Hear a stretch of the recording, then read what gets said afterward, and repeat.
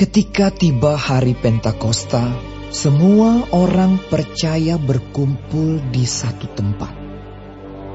Tiba-tiba turunlah dari langit suatu bunyi seperti tiupan angin keras yang memenuhi seluruh rumah di mana mereka duduk. Dan tampaklah kepada mereka lidah-lidah seperti nyala api yang bertebaran dan hingga pada mereka masing-masing. Maka penuhlah mereka dengan Roh Kudus. Lalu mereka mulai berkata-kata dalam bahasa-bahasa lain, seperti yang diberikan oleh Roh Kudus itu kepada mereka untuk mengatakannya. Waktu itu di Yerusalem, diam orang-orang Yahudi yang saleh dari segala bangsa di bawah kolong langit. Ketika turun bunyi itu, berkerumunlah orang banyak. Mereka bingung karena mereka masing-masing mendengar rasul-rasul itu berkata-kata dalam bahasa mereka sendiri. Mereka semua tercengang-cengang dan heran, lalu berkata, "Bukankah mereka semua yang berkata-kata itu orang Galilea? Bagaimana mungkin kita masing-masing mendengar mereka berkata-kata dalam bahasa kita sendiri, yaitu bahasa yang kita pakai di negeri asal kita? Kita orang Partia, Media, Elam, penduduk Mesopotamia, Yudea dan Kapadokia, Pontus dan Asia, Frigia dan Pamfilia, Mesir dan daerah-daerah Libya yang berdekatan dengan Kirene, pendatang-pendatang dari Roma, baik orang Yahudi maupun penganut agama Yahudi, orang Kreta dan orang Arab. Kita mendengar mereka berkata-kata dalam bahasa kita sendiri tentang perbuatan-perbuatan besar yang dilakukan Allah." Mereka semuanya tercengang-cengang dan sangat termangu-mangu sambil berkata seorang kepada yang lain, "Apakah artinya ini?" Tetapi orang lain menyindir, "Mereka sedang mabuk oleh anggur manis." Maka bangkitlah Petrus berdiri dengan ke-11 rasul itu, dan dengan suara nyaring ia berkata kepada mereka, "Hai kamu orang Yahudi, dan kamu semua yang tinggal di Yerusalem, ketahuilah dan camkanlah perkataanku ini. Orang-orang ini tidak mabuk seperti yang kamu sangka, karena hari baru pukul 9. Tetapi itulah yang difirmankan Allah dengan perantaraan Nabi Yoel. Akan terjadi pada hari-hari terakhir. Demikianlah firman Allah, bahwa aku akan mencurahkan rohku ke atas semua manusia. Maka anak-anakmu laki-laki dan perempuan akan bernubuat. Dan teruna-terunamu akan mendapat penglihatan-penglihatan. Dan orang-orangmu yang tua akan mendapat mimpi. Juga ke atas hamba-hambaku laki-laki dan perempuan akan kucurahkan rohku pada hari-hari itu. Dan mereka akan bernubuat. Dan aku akan mengadakan mujizat-mujizat di atas di langit. Dan tanda-tanda di bawah di bumi. Darah dan api dan gumpalan-gumpalan asap. Matahari akan berubah menjadi gelap gulita. Dan bulan menjadi darah. Sebelum datangnya hari Tuhan, hari yang besar dan mulia itu. Dan barang siapa yang berseru kepada nama Tuhan akan diselamatkan. Hai orang-orang Israel, dengarlah perkataan ini. Yang aku maksudkan ialah Yesus dari Nazaret, seorang yang telah ditentukan Allah dan yang dinyatakan kepadamu dengan kekuatan-kekuatan dan mujizat-mujizat dan tanda-tanda yang dilakukan oleh Allah dengan perantaraan Dia di tengah-tengah kamu, seperti yang kamu tahu. Dia yang diserahkan Allah menurut maksud dan rencananya telah kamu salibkan dan kamu bunuh oleh tangan bangsa-bangsa durhaka. Tetapi Allah membangkitkan Dia dengan melepaskan Dia dari sengsara maut, karena tidak mungkin Ia tetap berada dalam kuasa maut itu.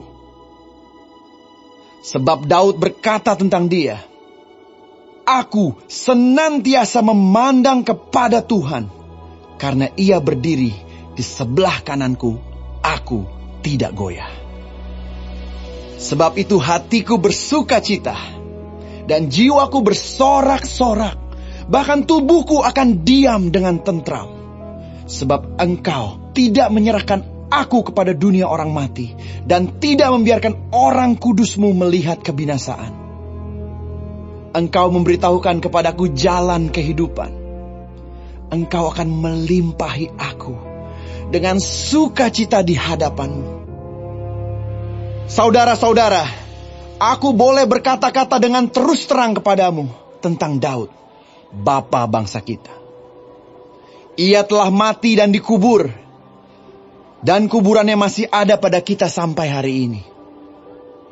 Tetapi ia adalah seorang nabi, dan ia tahu bahwa Allah telah berjanji kepadanya dengan mengangkat sumpah bahwa ia akan mendudukan seorang dari keturunan Daud sendiri di atas tahtanya.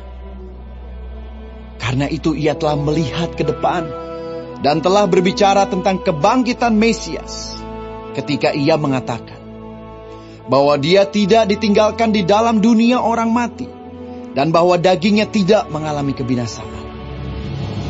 Yesus inilah yang dibangkitkan Allah, dan tentang hal itu kami semua adalah saksi.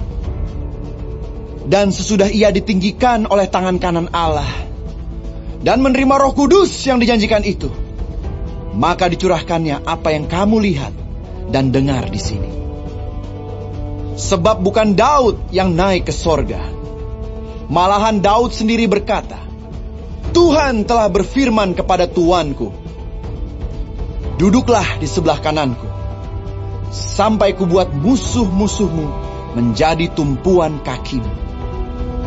Jadi seluruh kaum Israel harus tahu dengan pasti bahwa Allah telah membuat Yesus yang kamu salibkan itu menjadi Tuhan dan Kristus. Ketika mereka mendengar hal itu, hati mereka sangat terharu.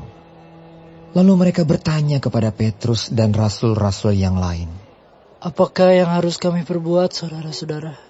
Jawab Petrus kepada mereka, "Bertobatlah, dan hendaklah kamu masing-masing memberi dirimu dibaptis dalam nama Yesus Kristus untuk pengampunan dosamu. Maka kamu akan menerima karunia Roh Kudus. Sebab bagi kamulah janji itu, dan bagi anak-anakmu, dan bagi orang yang masih jauh, yaitu sebanyak yang akan dipanggil oleh Tuhan Allah kita." Dan dengan banyak perkataan lain lagi ia memberi suatu kesaksian yang sungguh-sungguh, dan ia mengecam dan menasihati mereka. Katanya, "Berilah dirimu diselamatkan dari angkatan yang jahat ini." Orang-orang yang menerima perkataannya itu memberi diri dibaptis, dan pada hari itu jumlah mereka bertambah kira-kira 3.000 jiwa. Mereka bertekun dalam pengajaran rasul-rasul dan dalam persekutuan.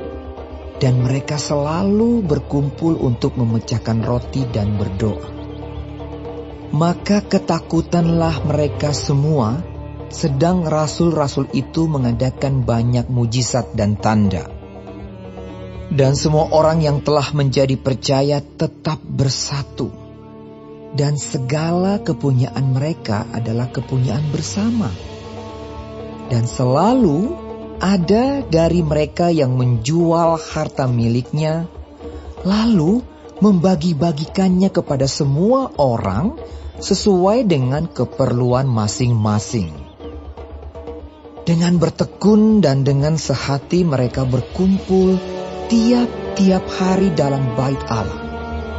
Mereka memecahkan roti di rumah masing-masing secara bergilir, dan makan bersama-sama dengan gembira dan dengan tulus hati sambil memuji Allah.